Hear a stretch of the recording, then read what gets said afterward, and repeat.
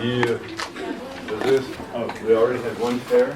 What kind of face is average? Mesiofacial.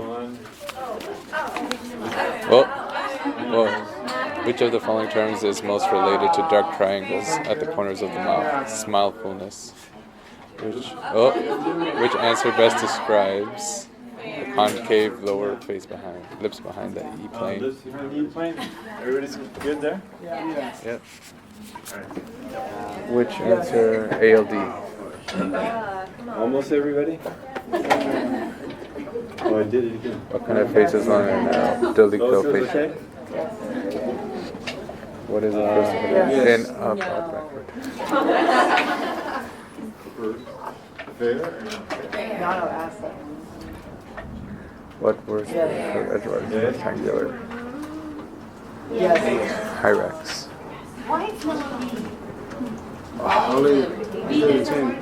It's the other H.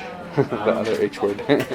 You know, all of these appliances, I could make them a certain way and make it work, but usually a holly is not used to expand.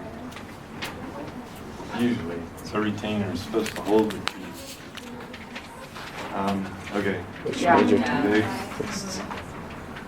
Yes. Any problems here? No. Okay. So cool. Hopefully in the final exam, let's see. Ready for 2 weeks, something like that? Yeah. If I write 3 questions a day, I'll just barely get it done in 10 days. Any questions? Is it Looks cumulative? Like Is it going to be very similar to our business? should be multiple choice, directly out of your nose. Okay. So it's going to be 10 points from each of the 3 days that Wait, can you say we that have again? together. 10 It's a questions. secret. Everybody else heard? Everyone be quiet. 30 questions, so 10 points out of today's lecture, 10 out of last time, and 10 from the first. Yeah, try to spread it out equally, so you have to study everything. Sorry. How similar? Yeah, I'm not going to be that similar. Okay, got it. That's what you're asking. It's not going to be exactly the same question, but they should be very direct, without a lot of guessing, I hope. Got it. Okay? It will be on your computer, exam soft or whatever. What's it called now? Exam soft.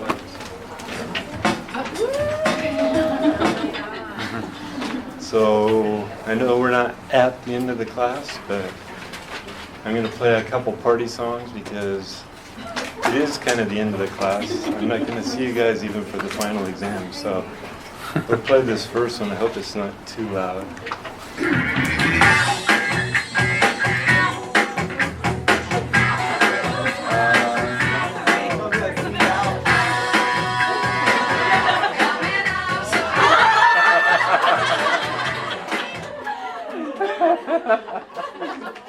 That was awesome. That was great.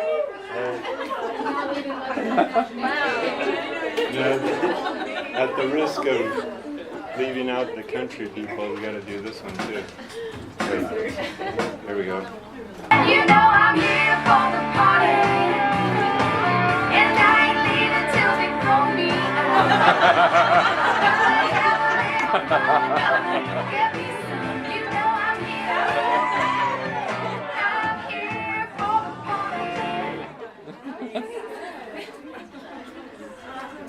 Okay, so that was just to kind of wake you up and recognize the sad end of our class. Today, I don't know which handout this is. I gave you so many handouts. Let's try blue. Blue. Does that work? Blue?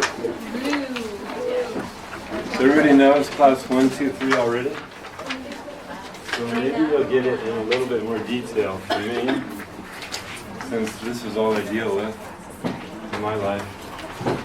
But classification is a way to group similar cases together in my mind. So if I talk about a class 1 malocclusion, that's a whole lot different than if I talk about class 2, right?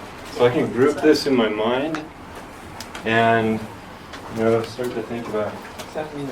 All these posters. Anyhow. So it's not a diagnosis, it's not a prognosis, it's not a treatment plan. It's just a way to group an idea or a similar type case together so you can think about it. So what exactly good is it? Well, it's historical. All the literature, all the exams that you take, everything is all going to be talking about class 1, 2, and 3. It's simple. There's only 3 categories, right? Ease of communication. We talked about that already. So the main thing we're going to talk about today is angles classification, which is class 1, 2, 3. I'll briefly show you Ricketts' 1 key to occlusion. Our grad program does a lot with Ricketts philosophy, so if you get this right, probably the rest of the occlusion is okay. And then Andrews has 6 keys. I'm just going to briefly mention that to you at the end, but this is really what you need to know for boards or for my final exam. I'm not going to test you on Andrews' 6 keys. I might ask you what this key is, but I'm not going to ask you to list that whole list of 6 keys. All right, so let's look at about this one first, right? Class 1. Uh-oh, you have to write this down, right? Okay, well, if you fail my class and we take the class next year, then I'll try to get this in my notes, okay? So you don't have to write it down. But this year you're going to have to write it. Because check it out, this is the definition of class 1, this is the mesiobuccal groove of the mandibular first permanent molar. It's in alignment with the mesiobuccal custal tip of the maxillary permanent first molar, right?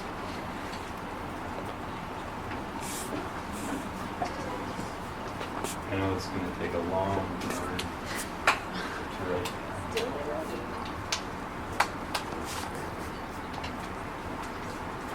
So this implies a normal, so you can talk about class 1 occlusion, or you can talk about class 1 relationship between the upper and lower jaws. And so if I had a normal relationship with the upper and lower jaws, I would call that class 1.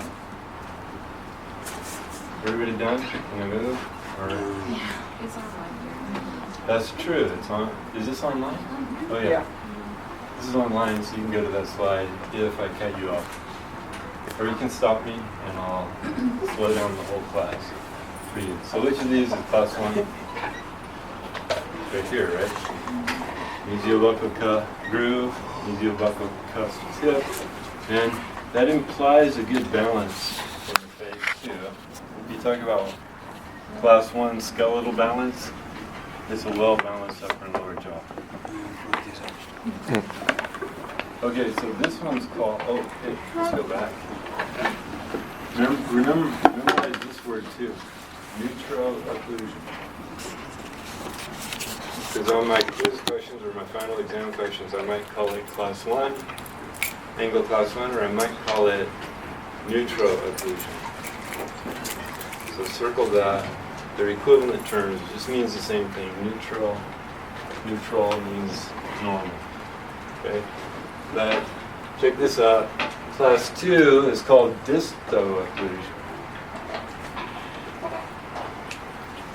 So the definition goes like this.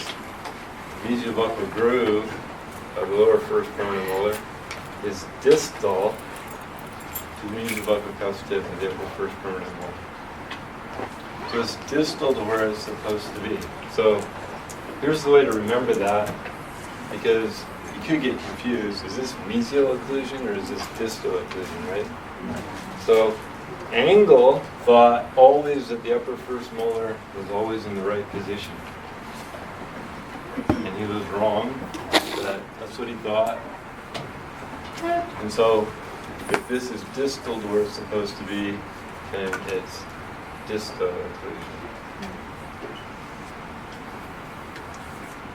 This may or may not be true, because we know now that the upper first molar can be in the wrong position also.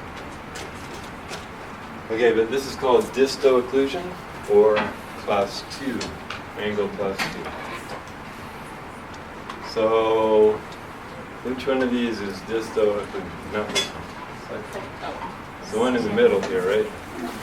Disto occlusion. So this cut groove is supposed to be aligned with that cusp tip. And if it was, the mandible would be farther forward and be more balanced with the upper jaw. So this is an unbalanced or a class 2 skeletal problem. This is class 1 skeletal, class 2 skeletal. Okay. Now, meso-occlusion. Mesio-occlusion.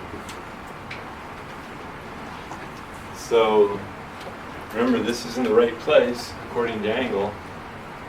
So this is mesial to where it's supposed to be. The mesial buccal groove of the lower first permanent molar is mesial to where it's supposed to be, which is the mesial buccal cusp tip of the maxillary first permanent molar.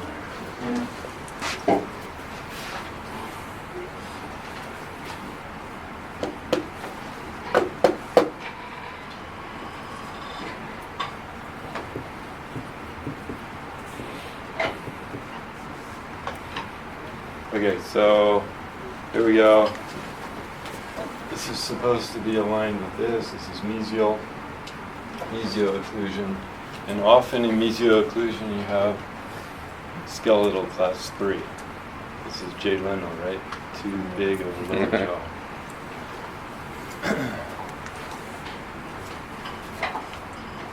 I keep forgetting, you guys probably never even watched Jay Leno, did you? Oh, you did? Okay. How old are you? 40? 27. Seems like Jay Leno's been off for a long time. 7 years. 7? How do you know that? It's like trivia. Okay. Limitations. This only tells you something about the sagittal or the anterior-posterior relationship of the teeth. It doesn't tell you transverse. It doesn't tell you vertical problems that the patient might have. It doesn't tell you how maybe the canines are class 2, but the molar is class 1. So they could be different with the cuspids. So if you just talk about angle class 1, 2, or 3, you're usually talking about the molar, okay? And it doesn't tell you a whole lot about the case. There are other problems that you could have. So don't memorize this list. Just say in your mind that Engel's classification scheme is limited. It only tells you the anterior-posterior relationship of the teeth, or potentially if you apply it to the skeleton, the jaws. Can't hear me at all. Let's try as much as I can.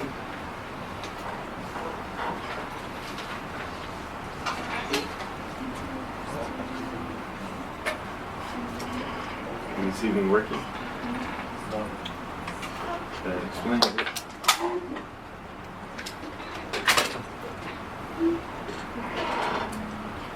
Is this gonna go? Good? Alright, let's try that. Okay. So here's a couple advantages you can memorize. It's universal, everybody uses it. So it's popular, it's simple, it's traditional, it's in all the literature. So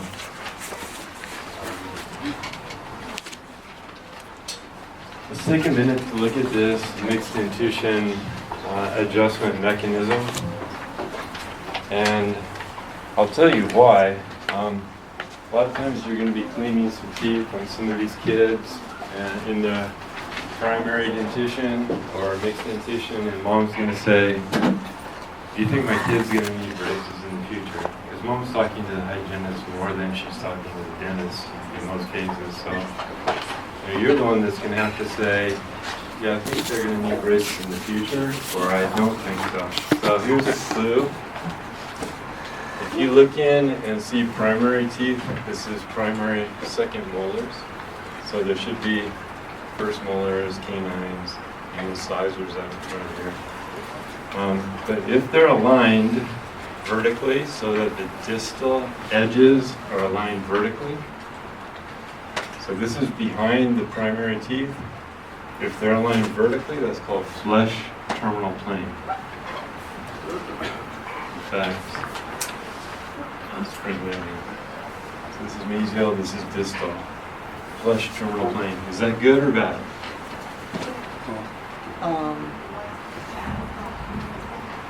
So what happens right back here at age 6? These first permanent molars are going to erupt. So what happens when they erupt? The mesial surface, or this red line here, is going to be aligned with this enamel over here, right? Oh, yeah. Okay, so with flush terminal plane, you're going to get a straight line on the mesial here, right? Yeah. So, but that's not class 1. What is this called? Distal occlusion, or class 2, because this groove is supposed to fit up here with this tough tip. So, but when all the baby teeth are lost, you usually end up in this position down here, which is class 1. So, what is the answer to the question? Maybe. Is this good or bad? It's mixed. Mixed results. It could be bad, or it could be good, right?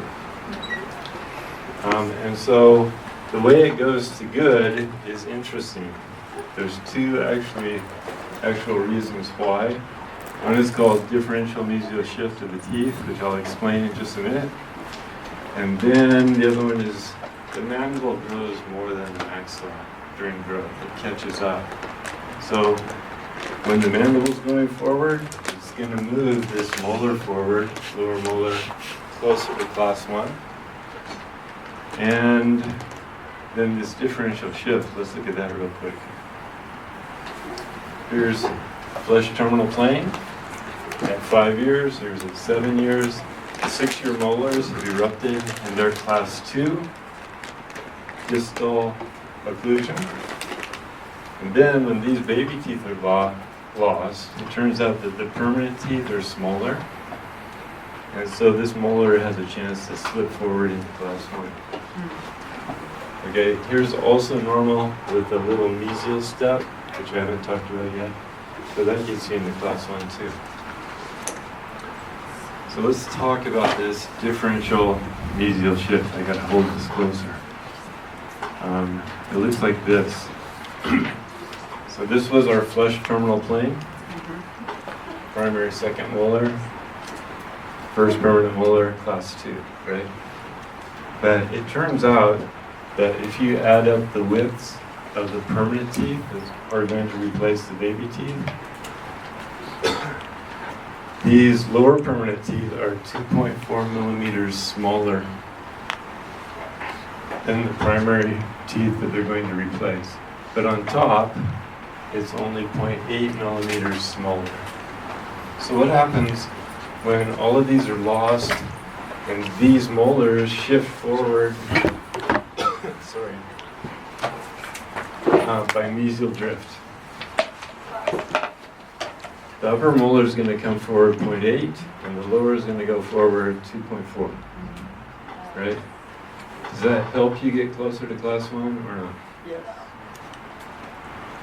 So this is differential Yeah. mesial shift. Both molars shift mesial, but this only comes forward 0.8, and this goes forward 2.4. So actually about 1.5 millimeters more than this 0.8, right? So you get the idea. When you transition all these baby teeth out, this lower molar will naturally come in a little bit farther more mesial than the upper one. So that helps fix this problem and moves this like 1.5 millimeters closer to class 1. Any questions on that?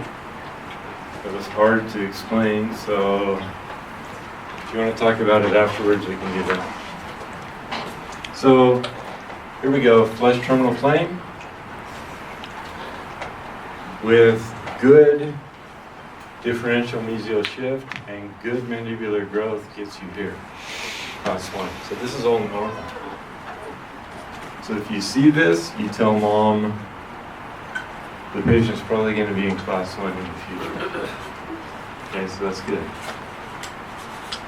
So that's the kind of question I'm going to ask you on the exam. I'm going to say, hey, is flesh terminal plane expected to get you into class 1 or not?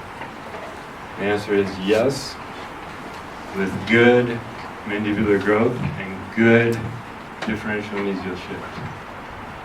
But if you don't have good mandibular growth, you might end up over here. But so this is rare and this is common. So the answer is flesh terminal plane leads to class 1 in most cases. Okay, let's look at this one. This situation is called distal step.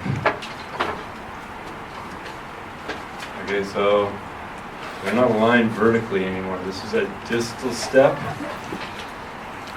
Almost always leads to class 2. Even with good growth, good differential mesial shift, you're still going to be class 2 molar. So if you see this in the primary dentition, what do you tell mom? It's always going to be a problem. It's going to be a class 2 problem later on. So again, I want you to know what flesh terminal plane means to the future of the patient. I want you to know what distal step means to the future of the patient. And then I want you to know what mesial step, which is here. So this is more mesial than flesh terminal plane. It often leads to class 3 malocclusion.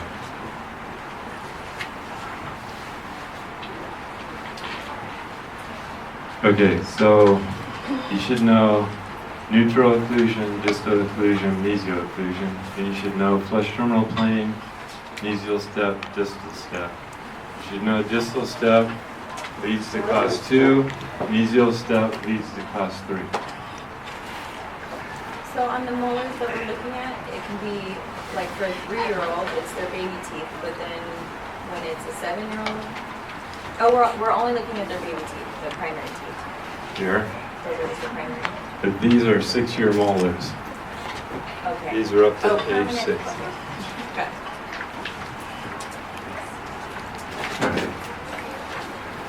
Okay, so we talked about this quite a bit, class 1, 2, 3 occlusion. We talked about this, molar relationship, but look at these two down here.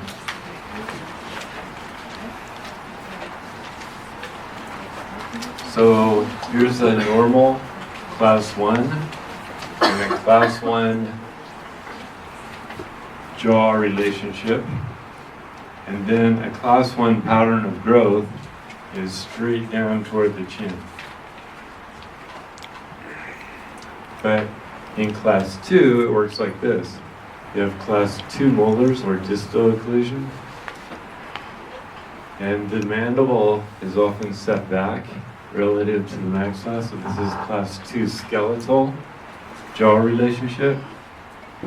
And the pattern of growth is more vertical. Where over here, with class 3, the pattern of growth is horizontal, and class 3 dental relationship, and the J-lineal lower jaw. I just had a question on something you had mentioned before, the one that was flush, it would rather go end to end or class 1, is that what you said? So I want you to know that in normal growth and development, flesh terminal plane goes to class 1. I'm not going to ask you this trivia, okay? Flesh terminal plane goes to class 1. Distal step goes to class 2. And mesial step goes to class 3. And it makes sense anyhow, because of mesial occlusion, distal occlusion. So I don't think you can mix it up if you just read the correct nomenclature. Mesial step. All right. So here's some numbers you can kind of memorize. There's not very much. Class 3 skeletal problems or malocclusion in the U.S. And mostly what we treat is class 2. And many of these don't even come in for treatment. So most of an orthodontist practice is class 2, and some class 3 cases, some class 1, but mostly class 2. But this is incidence in the population. So that's not the same as who actually comes to get treatment. Class 2s often have those buck teeth sticking straight out, and so all of them want to have that fixed so they have a nice smile. So we see a lot of class 2s. Here's Ricketts' key to occlusion, and it's simply the mesial marginal ridge of the lower first molar is in contact with the distal marginal ridge of the upper second premolar. Can you say that again? You can visualize it better than I can say it. Remember, Angle was talking about this groove with this cusp tip, but Ricketts says you got to make this mesial marginal ridge in contact with that distal marginal ridge. If you can do that, then you'll be class 1 all the way across. And the reason for that is that this upper molar can rotate one way or the other, and if you rotate it, this cusp might be over here, but really the buccal occlusion is class 1.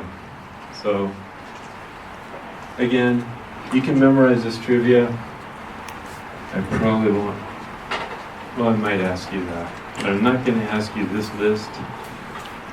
Andrews has 6 keys, which include no spaces, no rotation, flat curved speed, proper tip, torque, and class 1 molar and cuspid. So you might see people talking about Andrews' 6 keys to occlusion, but I don't want you to memorize it at this point.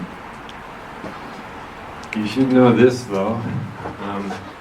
So if I'm talking about an upper central incisor, I'm talking about a 1. So you guys number teeth 1, 2, 3, 4, 5, 6, 7, 8. I think that's how you're taught, right? But if I'm talking about all the 6s, what am I talking about? First molars. 1, 2, 3, 4, 5, 6. So I'm going central lateral canine, first, second premolar, first molar. And the 8s are wisdom teeth. Right? So when I'm talking about extracting 8s, and I'm sending the patient off to the oral surgeon for a 3rd molar removal. So this has to get off electronic.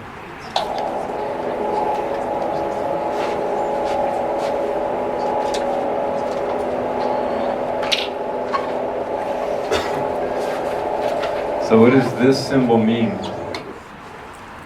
Upper right quadrant. Or let's do this way. What does that mean? Central incisors is all of them. These are all the ones, all the central incisors. And if you put a box around it, that's like all the central incisors. Okay. What if I did this? The upper left. So it's like doing this, right? So I'm just talking about that upper left central incisor. So it's a shorthand. I just do this if I want to talk about tooth number 9. Or in the primary dentition, it goes A, B, C, D, E. So this is primary second molar. This is central lateral canine. Just like that. So, is there anything else tricky here? I think, what if I'm talking about, like, this tooth? What tooth am I talking about? Second premolar, upper right. 1, 2, 3, 4, Number 5. 4. But if you're counting this way, this is really the 5, right? But with the normal nomenclature, so it gets a little interesting if you're trying to translate back and forth. So this goes 1, 2, 3, 4, 5, right? On the upper right. So this upper right, 4 is really a 5 with the regular numbers. It gets a little tricky that way.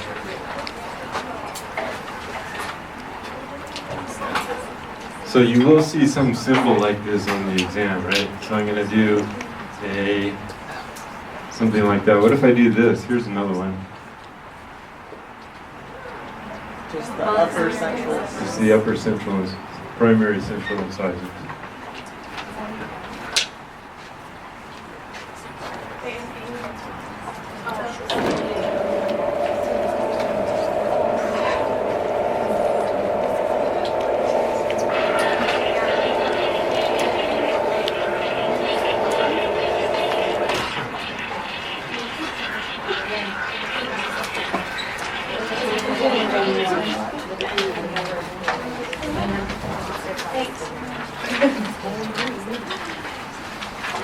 Okay, let's talk about retainers real quick, then we'll talk about sleep apnea, and we'll be done.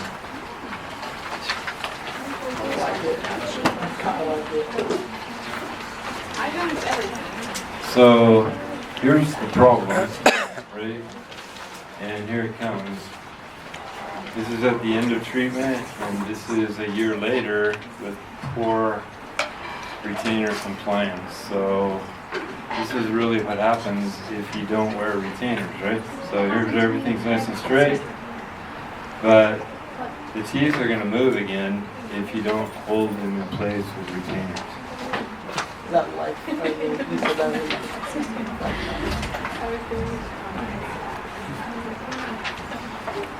So how many of you had braces and now you're like this, right? No, not kidding. Don't need to know, but Well, mine is ripped. yours are all attached to No, I everything? have a fixed retainer and I still have a little movement. Even with a fixed retainer? Yes. Oh, Just a little wow. bit. I think that's a Like a really developmental, little bit. it's a developmental problem. Do you have other problems with Like less than a like millimeter, it's cleft okay. lip and palate or something too? No, just kidding. Okay, so this is why we gotta wear retainers, is because teeth are gonna move after you take the braces off. So here's a whole bunch of different kinds of retainers, and you should know this list. I think you have to write some of them into your notes. The standard retainer that we use is a Holly retainer. And one that's bonded to all of your teeth is a fixed retainer. So I know we have at least one fixed retainer in here. And let's look at the Holly first. The Holly looks like this. So we have acrylic on the palate, and that holds all of those teeth on the palate so they can't move lingual. And those little indentations, or the little tabs, prevent mesial distal movement, right? And then on the outside, you have this labial wire, which is in contact with all the teeth and prevents labial movement. So they can't go forward, can't go back, can't go mesial distal. So it holds them in that position. Yes? Some of them have on the back molars to hold the retainer in. How do you determine if those are needed? Do they make much of a difference? I'll let your orthodontist figure out if he wants to put clasps back here, but basically the short answer to the question is if you like extract premolars and then you close the space, then you want a clasp back here to prevent distal movement or opening up of that extraction space. Or sometimes this is not enough retention, and so we'll put a clasp on the back just for a little bit more retention. Sometimes when I have a clasp behind the last molar, and if I send the patient's way, I'll just cut it off. It's not that important in those situations. Okay, so what happens if the teeth start to get a little bit crooked here? I can always tighten down this little adjustment loop and tighten them up against the acrylic again. So I have a little bit of control after I take the braces off. So that's a Holly retainer. It's very common. You'll see a lot of those in your practice. There's a clip-on retainer. So in the case where you have a little bit of crowding after you take the braces off, you could make one of these, or have the orthodontist make one of these that has an acrylic pad on the lingual, an acrylic pad on the buccal, and then there's a spring here that kind of squeezes the teeth together between the acrylic. So if one tooth was turned like 5 degrees, you could make one of these spring clips and you could kind of squeeze it back into the right place. Does that make sense? So the spring clip, or a clip-on retainer, has acrylic on the buccal and lingual of the teeth, and it's used to realign some minor rotations. They also add springs to Hollies too, right? Yes, you can do almost anything. You can add a positioner, kind of looks like this. It's kind of like a soft rubber, and the holes for the teeth are all in the ideal position. So, you know, this is useful in the case where you're like 6 months away from finishing braces, but the patient wants to get married, right? So you got to take the braces off. So you make one of these that the patient can chew into. It's soft. Rubber-like material. So they chew into this for like 4 hours a day, and it forces the teeth into ideal positions because all the holes are all in ideal positions. So you can finish a case if you have to take the braces off early with a positioner.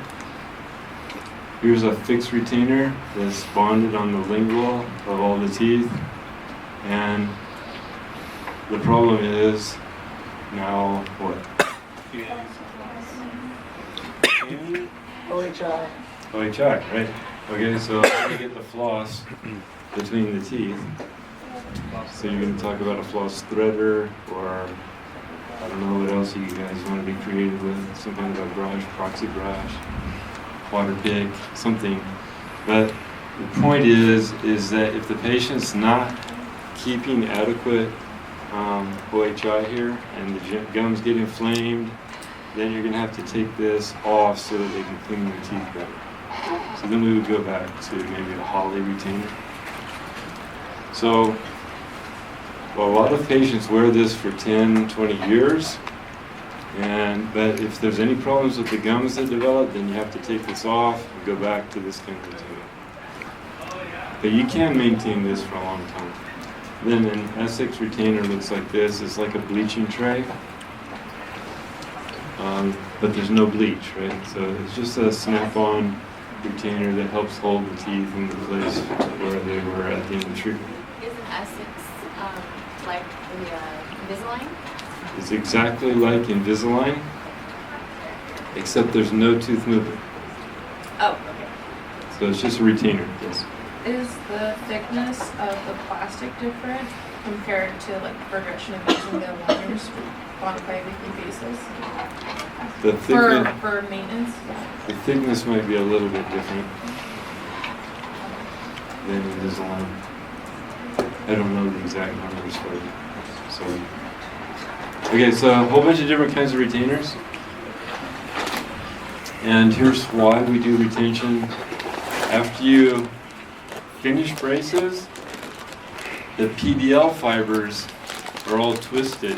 If you rotated a tooth to a new position, then the PDL fibers are twisted and they tend to rotate back or shrink back to their original size. So you have to have some time for PDL reorganization. The teeth could be in unstable positions. So what happens if you like move the lower incisors forward 4 millimeters? So that's 4 millimeters farther away from your tongue, and it's closer to the muscle, the mentalis muscle, right? So there's more pressure from the buccal and less pressure from the lingual. So you might not be in a stable position relative to the muscles of the mouth. In fact, what is the most stable occlusion? It's before you do any braces, because all the teeth have erupted between the muscles of the tongue and cheeks into their most stable position. They're forced by the muscles into that position. So after orthodontics, I put the teeth in a new position that unbalances the muscle forces. Okay, so the body has to get this back under control. So it's going to take some time. And then as long as the patient's growing, the mandible is going to grow at a different rate than the maxilla. So you better have some kind of retainer to hold the teeth in position while growth is going on.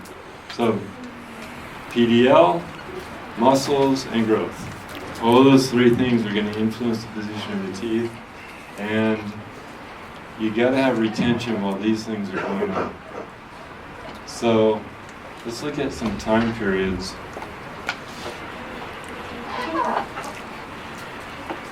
PDL reorganization is going to happen in about 3 months. So you have to have full-time retainer wear for every patient for at least 3 months after you finish braces. For PDL reorganization. Then for the gingival supracrustal fibers, that takes 4 to 6 months. Okay, so 6 months, almost every patient is going to have full-time retention. And then growing patients require retention until growth is finished. So it's like age 15 in girls and 18 in boys. So all patients get 3 to 4 months. Part-time retention, maybe just nighttime. All patients for 1 year for a supracrustal reorganization. This is for PDL, this is supracrustal, and this is growth. So girls to age 15, boys to age 18. So is that the end of the story? No, because you guys are 25, 23, I don't know how old you are. But some of you still have retainers, right? Say yes. And when you're 43, some of you are still going to have retainers. And when you're my age, you're still going to have retainers. Is this still working? So you were a retainer? I don't, but you should at my age. If you want to keep your teeth exactly where the orthodontist put them, you keep wearing a retainer bed. What it comes down to is like, you wear the retainer once or twice a week at night when you're sleeping. Again, that's enough to hold those teeth in position. So it's not like you have to walk around all day long wearing a retainer, but you just pop it in at night 1 or 2 times a week, should be fine for your whole life, or as long as you want to keep the teeth perfectly straight. So how does this help me with retention, overcorrection? So suppose I'm expanding the upper arch and I'm pushing those teeth out, and I'm going to expand it farther than I think I need to because I know it's going to relapse a little bit. So we overcorrect in orthodontics, expecting some relapse. So if I rotate a tooth 90 degrees into its right position, then I'm going to go a little farther than 90 degrees because I know when I take the braces off, it's going to rotate back a little bit. So I do just a little bit. It's like 11/10 orthodontics. You just go a little more than you think you need. You can cut all these fibers in the gingival tissue. It's called circumferential supracrustal fibrotomy. You can stick a scalpel blade down into the sulcus and cut it all the way down to the bone. And so you can eliminate some of those fibers from trying to rotate teeth. I think those are the only ones you need to really focus on. Any questions on CSF? I wish I had a picture to show the scalpel blade just going down into the sulcus. To separate the fibers that go from one root to the other root, the supracrustal fibers. So we're going to cut those above the level of the bone. Does that sound weird? It sounds weird to me because as a general dentist, I always tried to protect the sulcus depth. But if you make a cut, it's going to heal back together. It's just all the fibers will be released from the pressure that they were exerting. Okay, so I have a whole long list of problem cases that end up with a lot of relapse. But don't memorize the whole list because it's basically everything that I do as an orthodontist is going to relapse in the future, okay? So class 2, deep bite, open bite, lower incisor is going to get crowded, everything I expand is going to relapse. So just think of it this way, that everything that the orthodontist is doing is going to have some tendency toward relapse. So we have to think of ways that we can minimize that.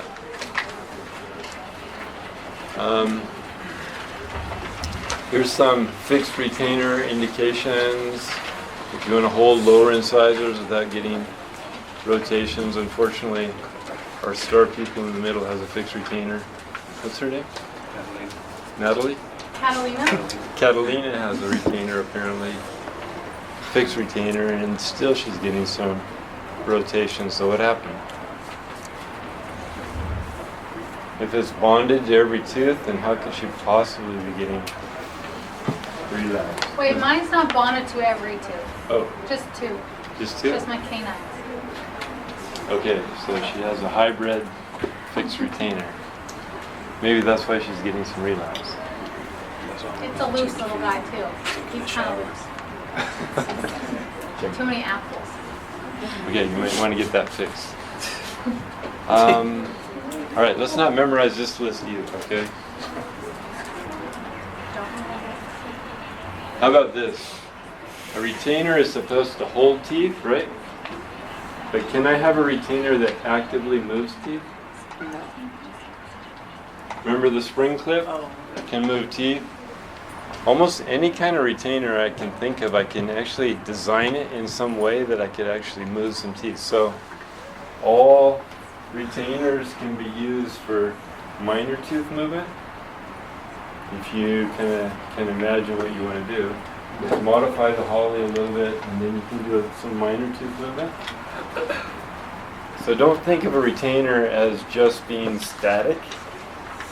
The orthodontist might actually be trying to move a few teeth at the same time they're trying to hold all the other teeth in position, okay? So you can think about some retainers being active.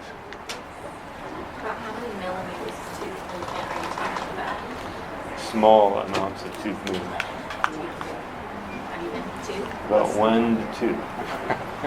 Something small. So what about third molars? That question always comes up when we talk about relapse, because what's the idea? When third molars are out, what happened to lower incisors? So that's what everybody thinks. That's what everybody's taught in dental school. But probably if you look at the literature, there's probably not the main culprit in causing crowding after orthodontic treatment. It's multifactorial, so don't just blame the third molars and automatically take out all third molars on every orthodontic patient, okay? So don't tell your patients they have to have their third molars taken out just because they have braces. If they have other problems with the third molars, yeah, go ahead and take them out. But I don't like to refer patients just because they have orthodontic treatment. Okay, does anybody want 5 minutes to step out?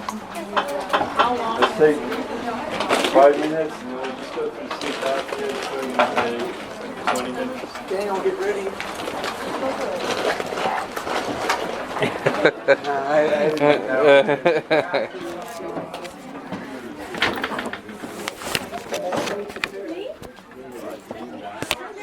No, it's just because this chair like leans back really far by itself. No, not as far as mine. No, but like mine's like, okay. Like this goes back like way. Yeah. Ow!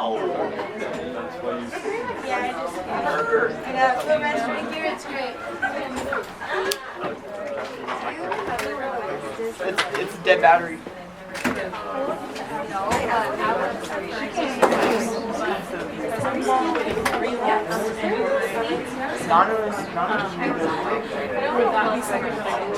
think it's so weird to just like it's not bad, it's just like a slight movement. I'm sure it's like this over, you know, like social. You can see all you want. Well, because I have right now, So I see that tattoo, so watch out. I'm this wing. It's tight when you put it on.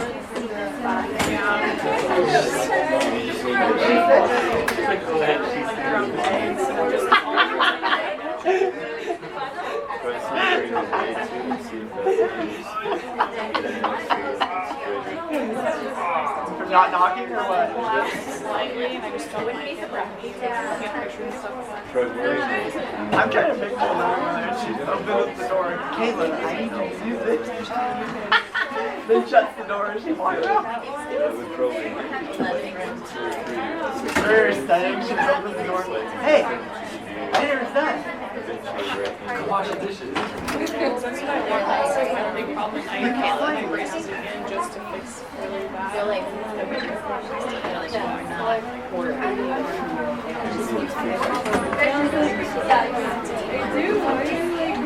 It's just because I have a problem. Like I've always had a problem.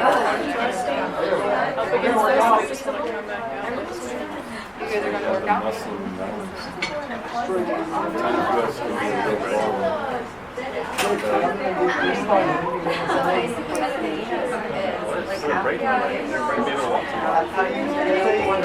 Your body fixes them and you get Something like that. What do you do? I don't have an appetite. That's not the point. You don't have to have an appetite. You just have to say, I have one. But I can't. Yes, you I feel can. like eating something. No, it does not feel like you just have to eat. It's all a waste of money if I don't feel like eating. No, it's If not. I don't eat the food.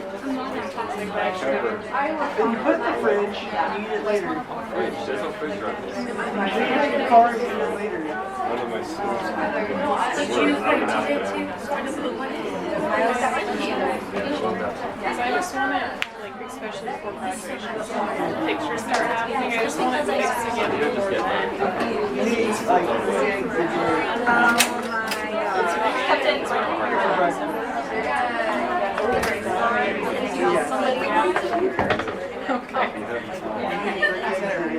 I will make an appointment then for Thursday. Thank you. One more question that I've gotten as a dental assistant was like, Bring it to me. it's not paid too young.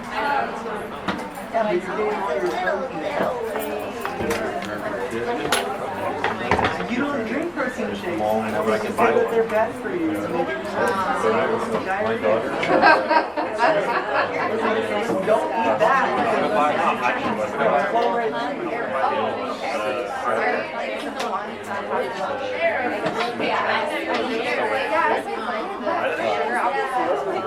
But yeah, no, so you showed me that video. Remember that, Shannon?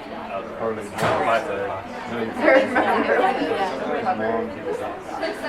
did like the 5 pound liver challenge. She was all up. The sugar free gum.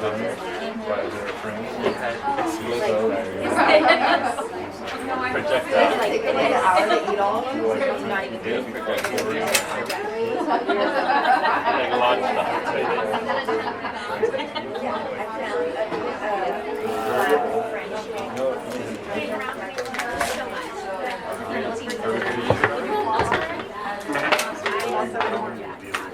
I thought at any moment, anytime, also they have to eat it twice.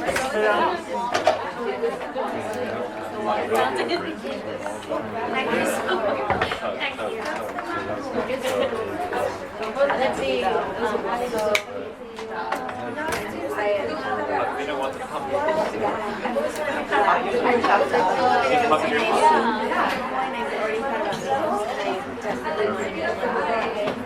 afford it,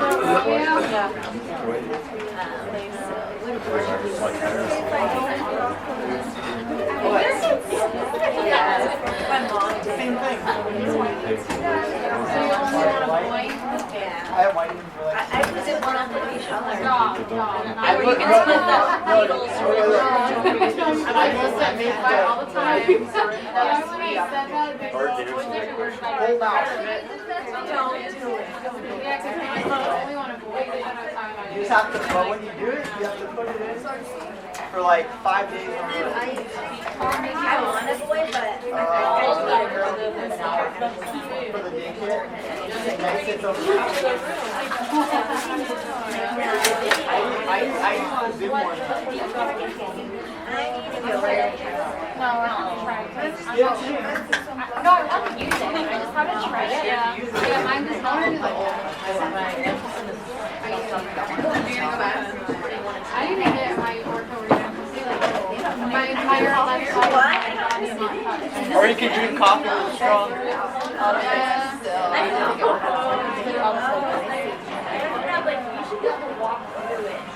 Do you? Huh? There's an ortho school office. Do you still practice?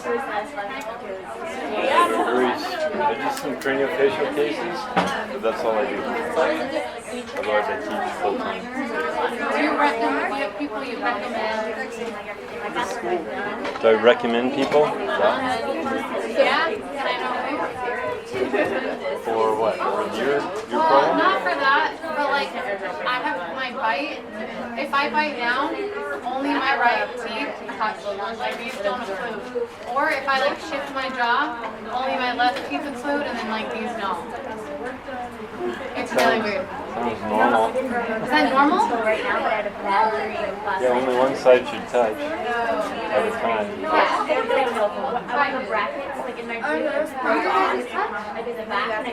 When I bite down, like my mouth touches.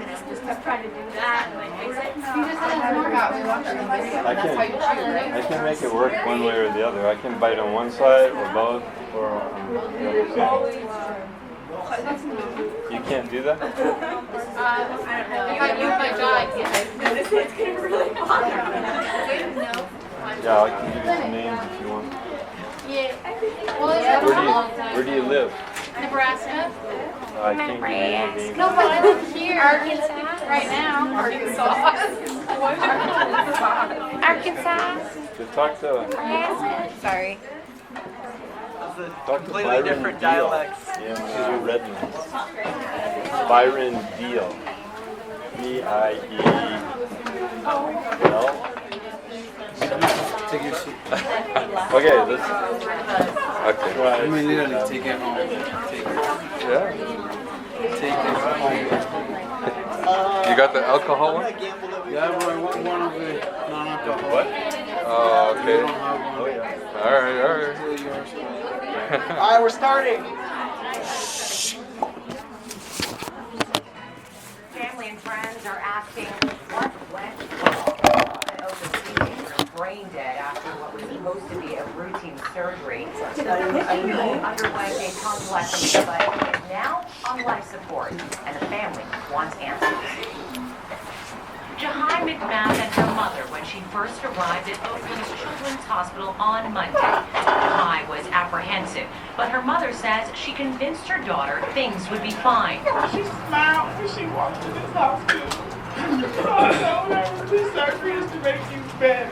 McMahon went in to have her tonsils removed because doctors said it would help with her sleep apnea.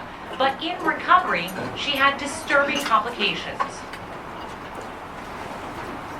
Okay, so tonsillectomy was prescribed for sleep apnea. Okay, so sleep apnea better be pretty horrible if you're going to prescribe something that could possibly end up in brain death or death or something like that. Okay? You can't read it all behind that. So why would you take out tonsils? Sleep apnea? Open the airway. Okay, open the airway. Easy way to think about it. So, this is not just a snoring problem. This is more than snoring. Okay.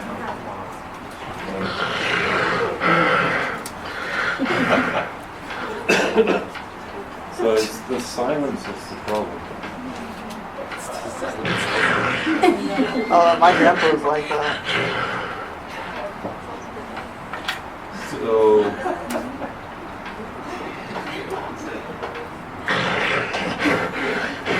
it's the brain length period of time when there's no breathing at night.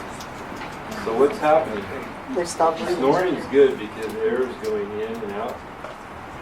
But what happens when there's no air? A breathing obstruction.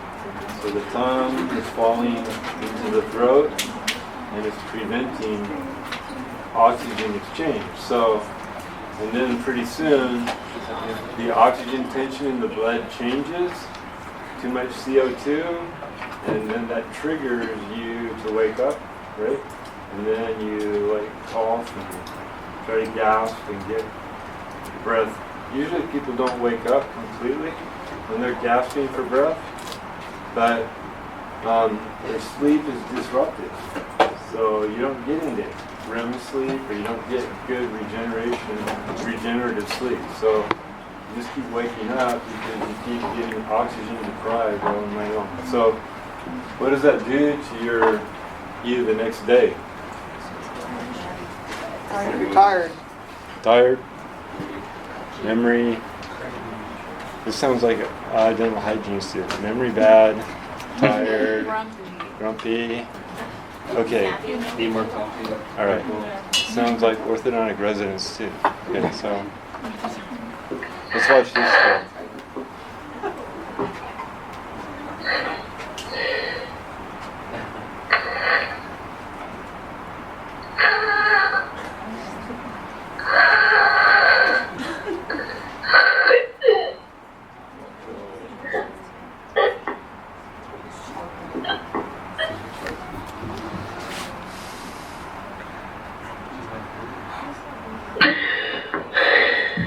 See, that wakes you up. The oxygen tension going down stimulates you to wake up. But you don't really wake up. It just breaks up your sleep. What's sleeping on your side? Okay. So that's probably going to help. Probably going to help. Holding his breath.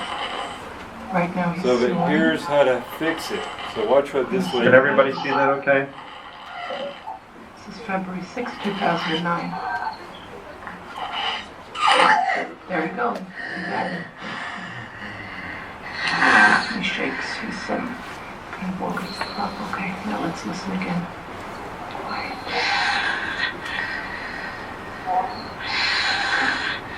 A few seconds, he'll probably hold his breath again. You can hear him snoring. He's breathing through his mouth, not through his nose. And he's not congested now. You can hear his airway closing up with every breath.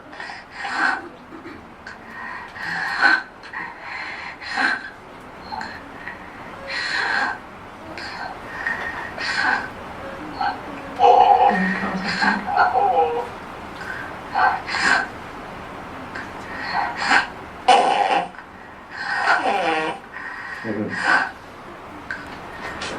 Now this is the part that really made it happen for me. Watch what she does.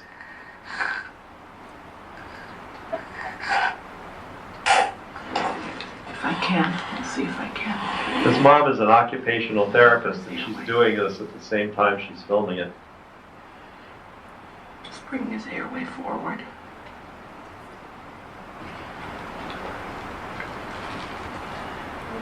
Now listen to the quiet breathing.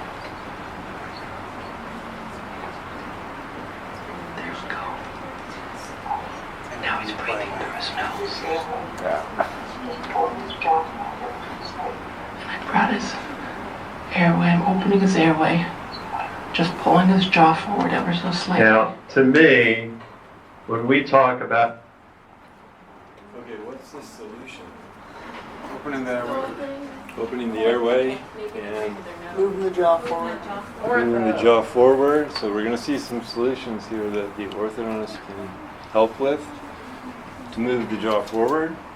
Or what's another way to move the jaw forward? Sleep on your stomach. Sleep on your stomach, of course. That would probably help. Or on your side.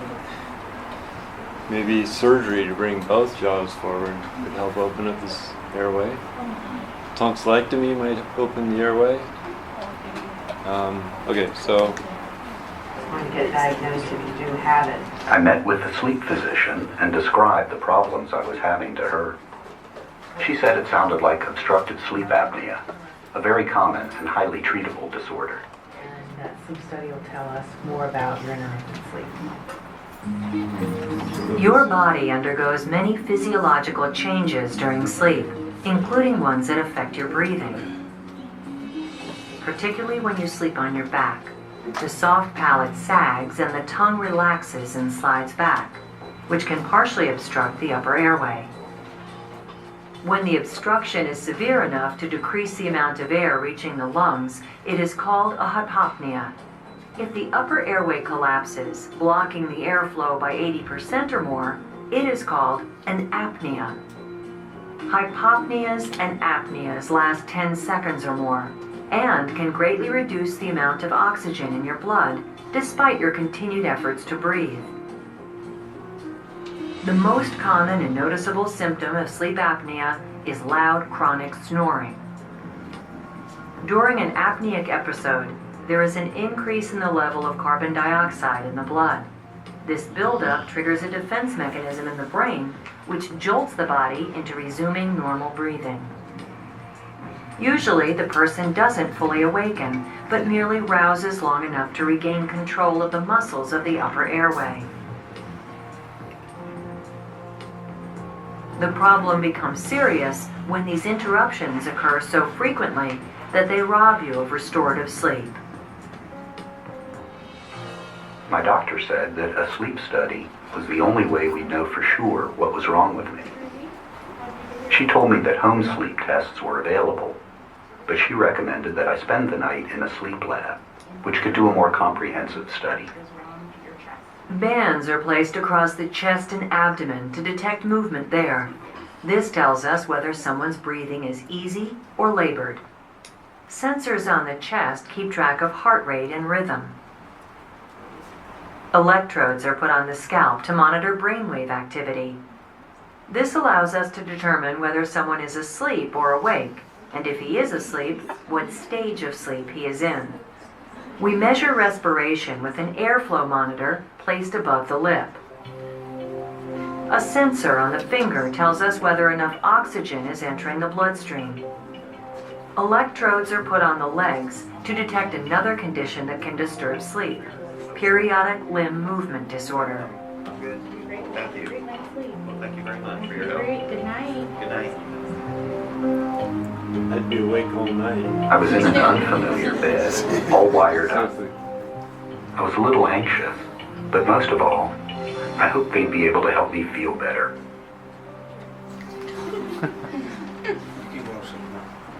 By that time, I was so exhausted I could sleep anywhere. It was definitely strange, and I wasn't even sure I could sleep, but I had to believe it was worth it. I was desperate. I just wanted answers.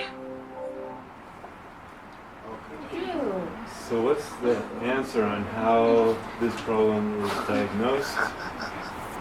You got to do a sleep study. Okay, that's definitive diagnosis. You send off to a sleep specialist to have the evaluation done. You have to spend the night in the lab, and it's called a polysomnograph. And we'll get to that in a little bit.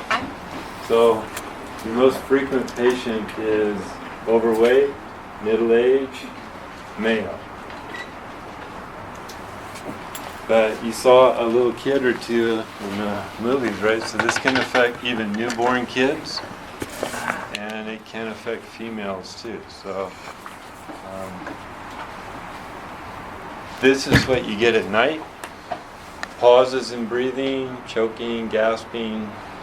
You're awake all night. And then the next day, you have the hangover kind of thing going on. Sleepy, poor concentration, falling asleep during the day. And you guys already mentioned irritability, which I can confirm from your class. No, just kidding. But look, here's heart attack, right? Oops, come on. Doing anything here? Depression, diabetes risk factor, cancer, libido, stroke, accident the next day. If you're sleepy, you're going to hit cars when you're driving. pregnancy complications. It's not a good deal. Does a lot of that have to do with those certain people being obese? It has to do with them being awake all night. Okay. So you're fatigued the next day, can't drive straight, can't think, can't concentrate. Oh, some of those have different physiologic reasons, or lower oxygen going to the brain and things like that.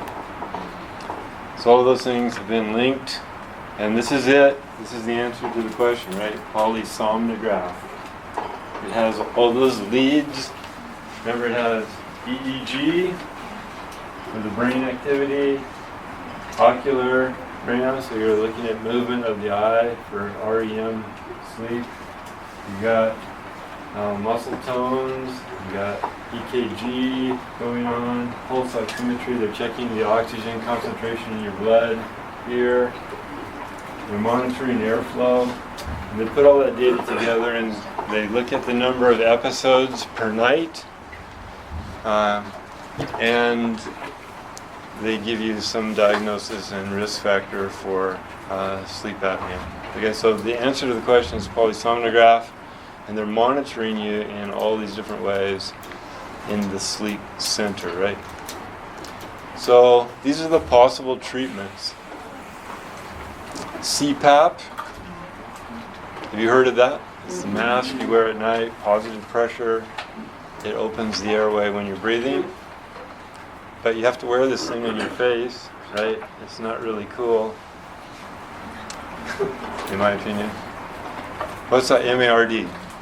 Mandibular anterior reposition device. So remember the little kid?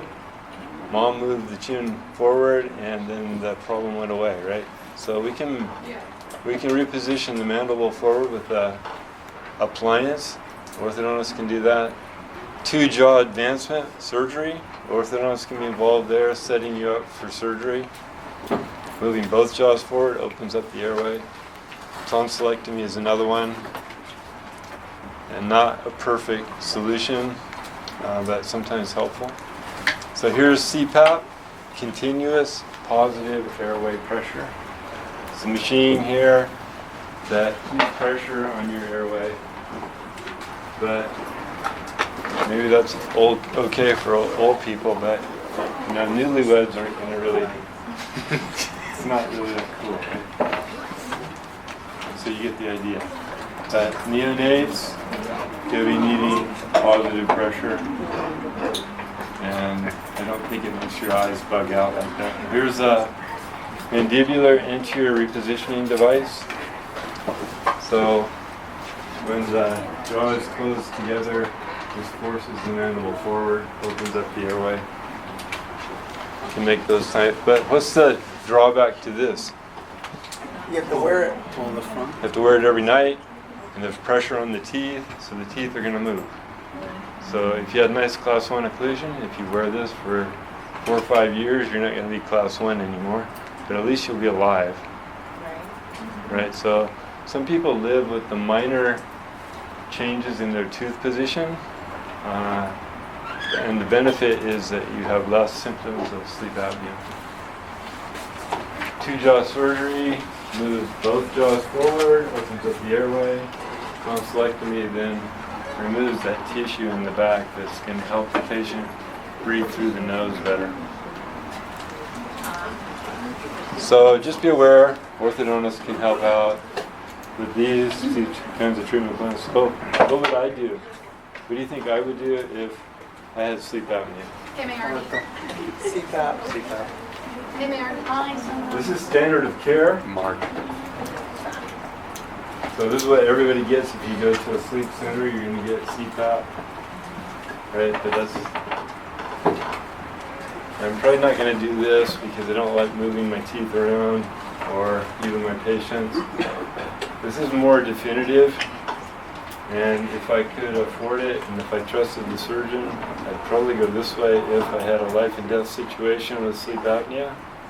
I'd say, okay, let's move the jaws forward. I don't have to wear the CPAP.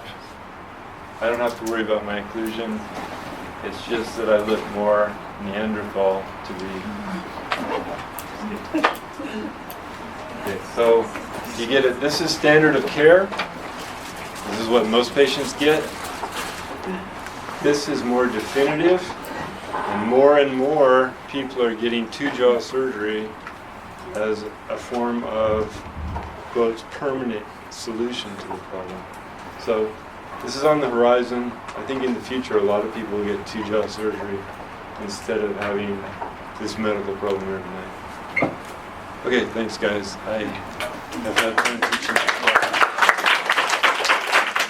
I hope you make it through the final exam. I'm rooting for you. I'm going to make that question simple and straightforward. All right. All right.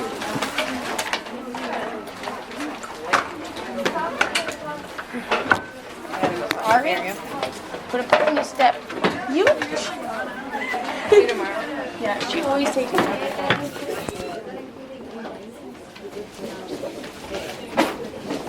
We're down to go get a coffee before we go to the library. Yeah? Well, there, I mean. Oh, across the street? Yeah, I don't want to go far. But don't you have to go to your field? He said he was going to tell me when he's going to be there. Okay. He hasn't texted me. If he doesn't text me, better. Yeah. Okay.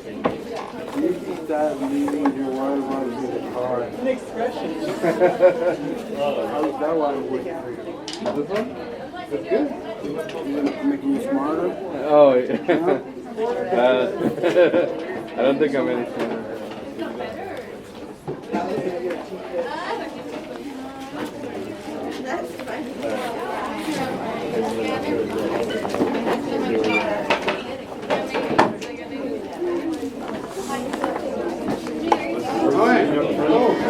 Oh, yeah. I don't fall asleep as much as front. Oh, maybe I've seen that. Oh, maybe. Let me get that checked.